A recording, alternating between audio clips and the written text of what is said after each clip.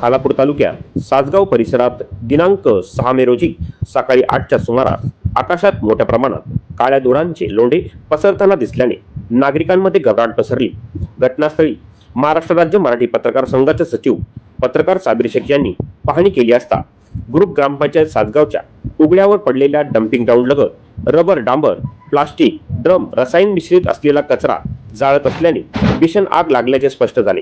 Express हायवेवर नोकरीसाठी ये जा करणाऱ्या चाकर मान्यांच्या या मार्गावर मोठ्या प्रमाणात वावर असतो, त्यामुळे या आगीमुळे जीवितहानी होण्याची शक्यताही व्यक्त केली जात होती।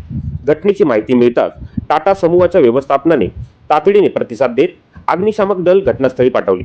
फायर ब्रिगेडच्या मदतीने मोठ्या प्रमाणात लागलेली आग आटोक्यात आणण्यात यश मिळाले, पण संभाव्य मोठा अनर्थ टळला। दरम्यान याच घटनेमुळे स्थानिक नागरिक तसेच प्रवासी वर्गांमध्ये तीव्र चिंता व्यक्त करण्यात आली।